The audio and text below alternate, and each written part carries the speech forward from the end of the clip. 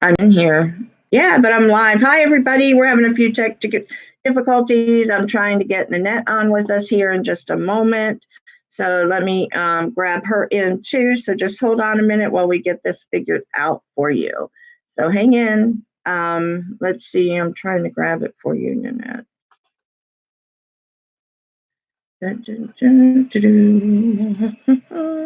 I got to get you in here, lady.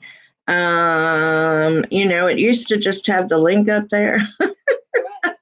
Hold on. They've changed a few things in here lately, guys. So we're trying to get it done and get to you guys so we can talk about all we have to talk about today. Sorry about any confusions here. I don't know why they do this without warning. Sometimes. Well, there may have been warning, honestly, and maybe I missed it or we've missed that. But okay, I sent you the link, Nanette, and hopefully you can get in.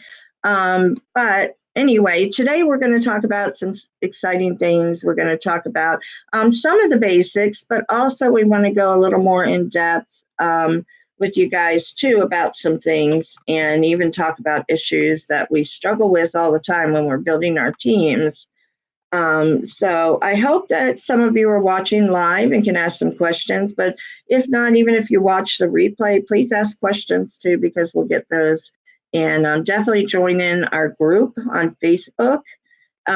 We are at VA to VA Mastermind Live in our Facebook group and ask questions there as well. We'd love to discuss with you and help you with any issues you're having with building your teams. And we will be having Nanette on here in just a minute. So we are VA to VA Mastermind Live. I am Tammy Durden, and I own Tammy's Office Solutions, which is a digital marketing agency. We help clients with their social media, email marketing, SEO, blogging, and lots of other fun things. And then I also own Fearless Boss Babes, a coaching business where I help to coach women, startups, and women in business who are ready to scale their business or women who are stuck. And so if you're following that category, please give us a call. We'd love to help you.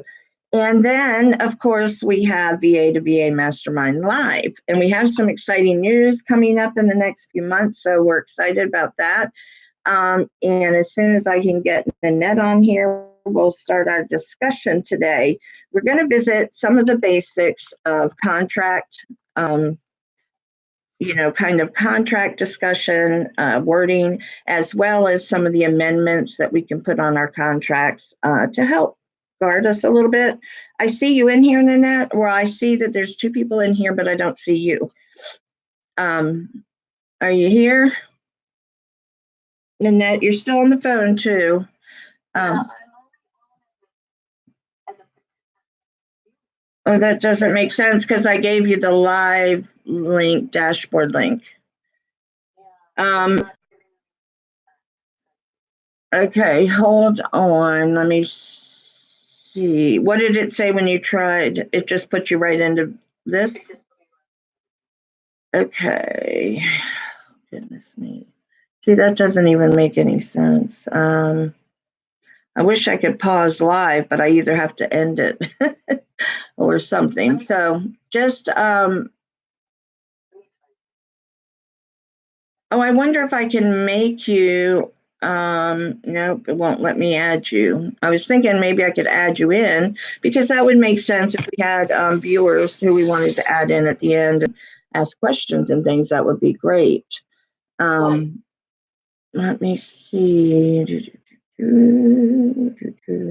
If anybody is watching and you happen to know what we're doing wrong, please let us know because we will happily take suggestions right now. It's very interesting because I don't understand why it won't allow for that. It doesn't make a whole lot of sense.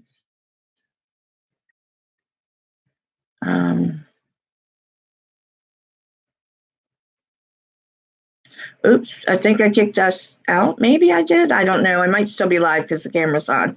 So let me see what I can find, if I can find the link to bring you in.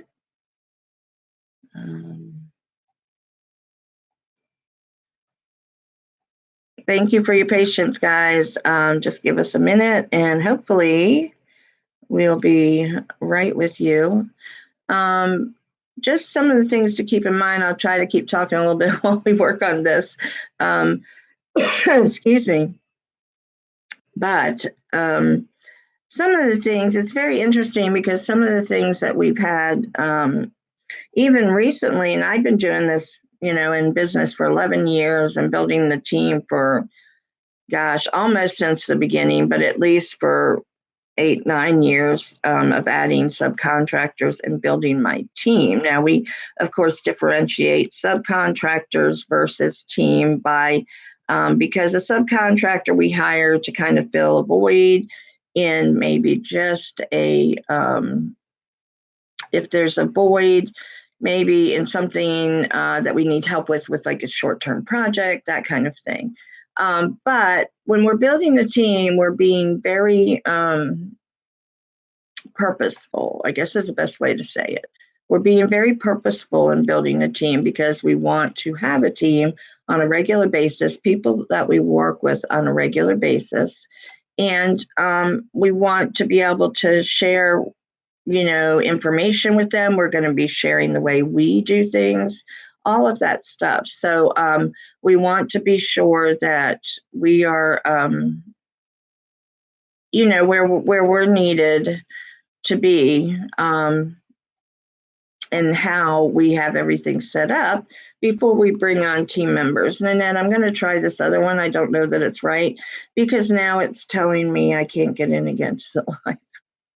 But my camera's on, so I'm assuming I'm rolling. So sync to preview player when I don't want to sync. Give us just another minute. I'm sorry, guys. I hate to do this. Anyway, we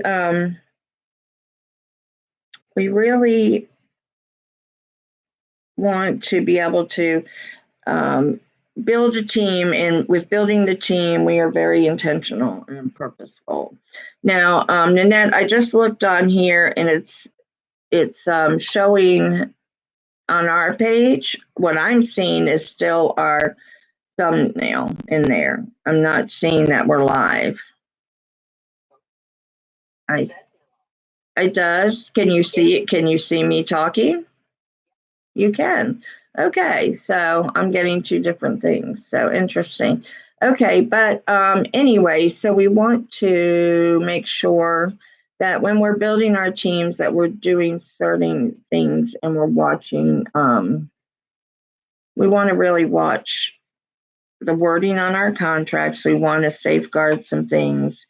And, we want to be sure that we're building a team that is really feasible for long term. I guess that makes sense to do it that way. Give me just 1 minute. And so it's really important when we're building teams and having our contracts that several things happen.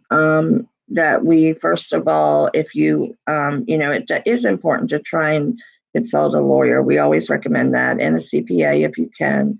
Those are things that we always recommend highly because we think that's wise in any business. But also then there's some wording and amendments clauses that you want to make sure that you're including on that. Did you get the last link, Nanette? So anyway, we want to, and I can't even see the live version now. Sorry, I don't even know where it is. Isn't that crazy? So some of those things that we want to make sure that we are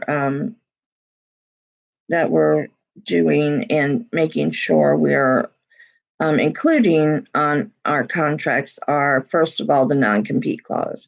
That helps us to make sure, and it covers us for the most part. Of course, there's always going to be exceptions to the rule, but so that any contractors we hire, subcontractors we bring in, And remember, they are contractors 1099. They're not your employee.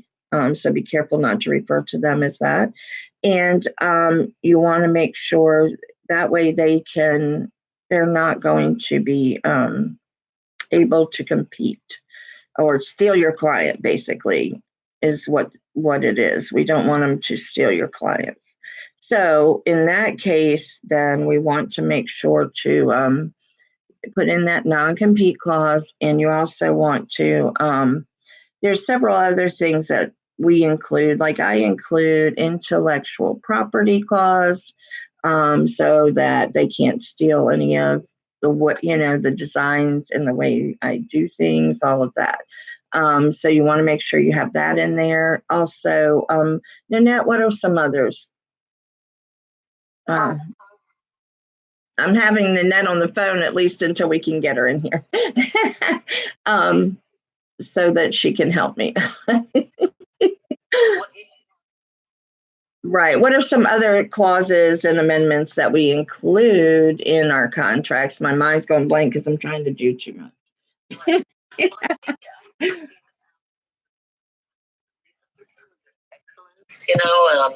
Oh yeah, I do too. I put in and I put a little certificate thing about we perform. I'm trying to think of the exact wording I use, and I don't know what Lisa uses, but something similar. That we perform everything to the best of our abilities, and that we have a so basically we're giving them the best services they can have. So wait a minute, I can tell you exactly what that is because I'm doing a contract. So commitment to excellence of service is what I call it. And I have a little just check mark and certificate kind of thing that says we are committing, to serve you in excellent ways and offering you excellent services. And we will always do that for our clients. So that's another one. Then also, with subcontractors, now that was for clients, but I think it should be included in your subcontract clause, or subcontractors also, that you do this and you expect that of them as well. And then of course you want to put in, their rate, if it's a percentage or not, you include that. And, you also want to include anything, I guess that other one didn't work, No, I was asking me for a bid rate, and I don't know. A what? Put that in, and I haven't chosen. We are not receiving data from your encoder. I don't know. What is it asking for? I'm sorry. It's asking for an encoder, and I don't know. No, I know. Yeah, I know. It did ask me that too. I don't know how I got started. Honestly, I was able to get started, but I have you up by the speaker, so hopefully people are able to hear you at least.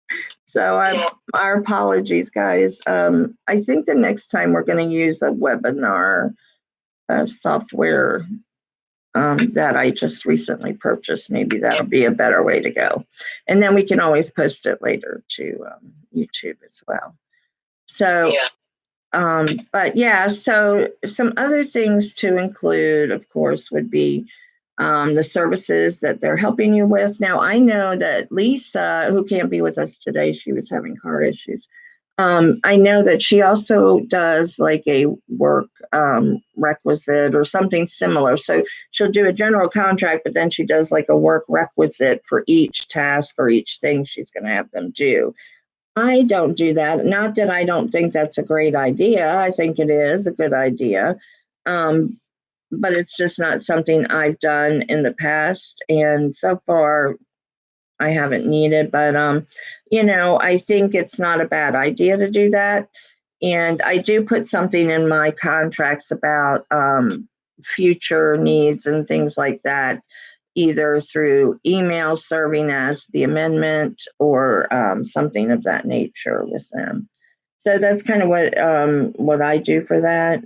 But also, I think it's important to note to put in any kind of wording, things such as they cannot hire other subcontractors for doing the work that you're asking them to do. So in other words, this is between you and the subcontractor only, and they cannot bring in other subcontractors to do the work that we're requesting of them for the clients. So I think that's a really important one, and it seems like an odd one, but it is important because believe it or not, there can be issues that arise, and I had never thought about that one until recently, and something came up, and it was just I thought, this is a good idea to put in here, to put in something like this, so that just so everybody knows this is, the expectation. And that's a big part of, what we need our subcontractors to have, is to be fully aware of what's expected of them, because otherwise then we can't, expect them to function properly. And so there's been some interesting developments in my own business lately, and that I've been working toward, and it's been very interesting. But and we'll go into that in a few minutes. But Nanette, can you think of any other things that we need to be sure that are in our contracts when we're talking about our contracts and amendments? Wait, did you mention non-disclosure? Yes. Oh no, I did not. But yes, we have to include that. And non-compete, right? Yes, a non-disclosure, good. Yes. And also confidentiality. I put that one in too, because we sign it for our clients, that it's a confidentiality agreement within the contract, and we sign that for our clients. So we need to make sure the subcontractors sign it as well. And some people will request that the subcontractor also have insurance, and they will request a certificate of insurance to put with the contract so that they have it should anybody ask. I've never been asked for a certificate of insurance, but I have heard of others being asked for that. I think that's important to note here. So, so I think those are all real non-disclosure. Yeah, non-disclosure. Discuss that one for us, Nanette, a little bit, the non-disclosure. I don't know if anyone can hear me, but I have you right up on the speaker. You do. I do, the microphone, so hopefully they can hear you. Yeah. Well, basically, is anything is that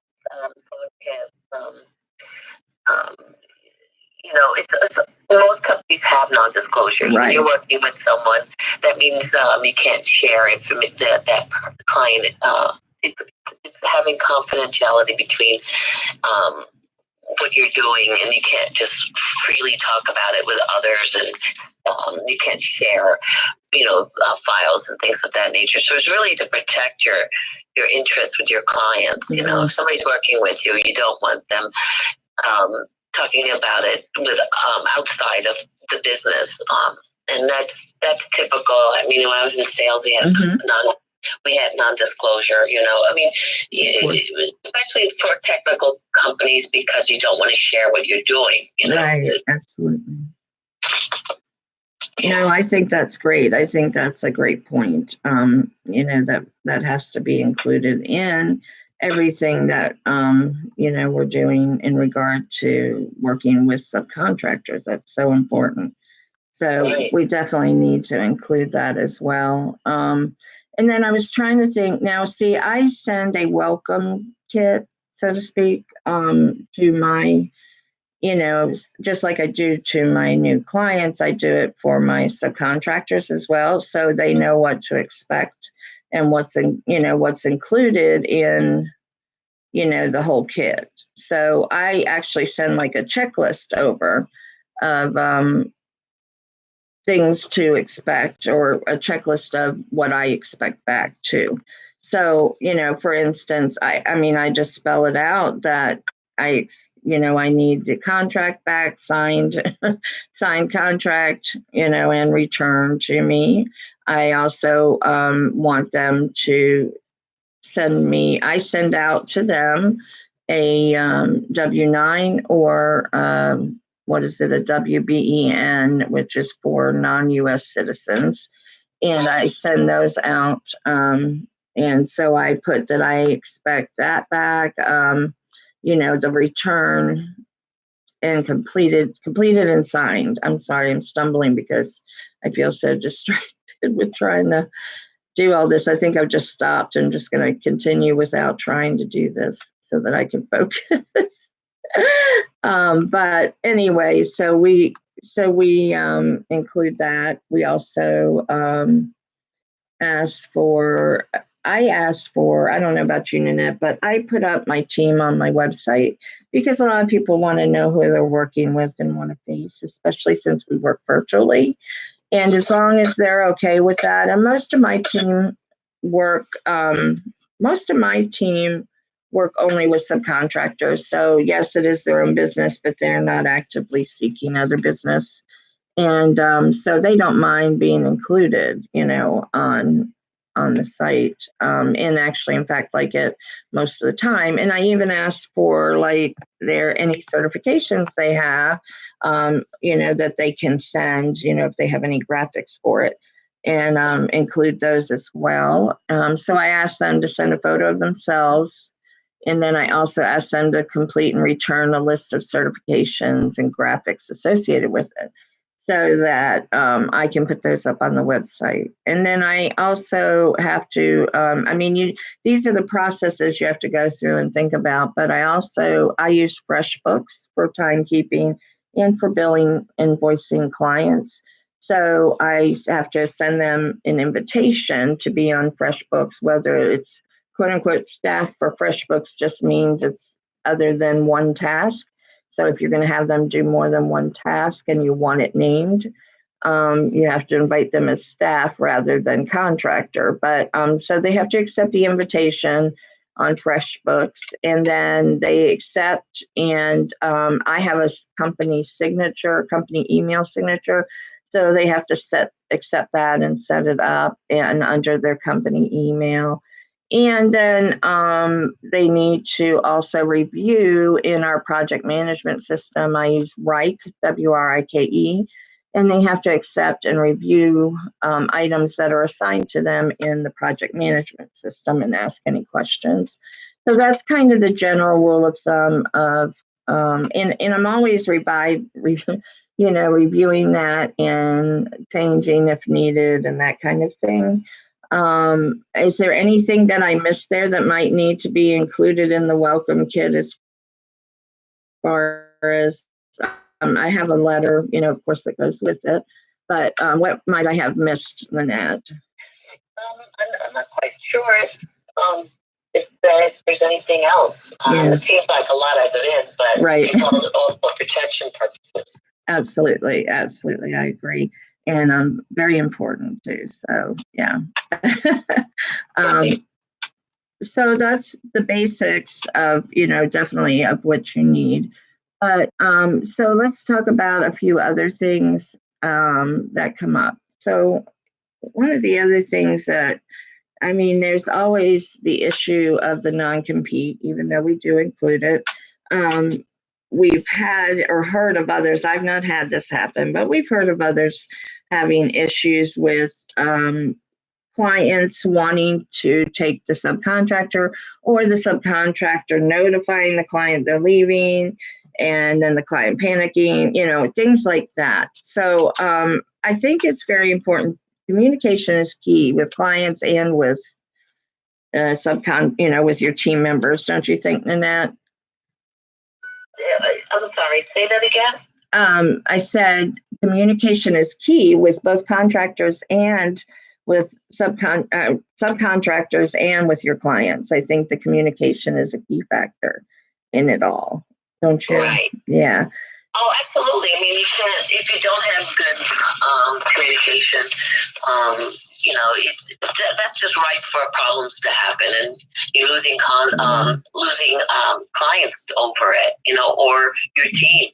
Absolutely, I agree. Yeah, and so we've heard of instances, we've heard a lot of stories over the years, but definitely we've heard of things such as, the notification from a subcontractor. That should never happen, and that should be something communicated that that they are not to inform the client of any changes to the team, and that includes them leaving.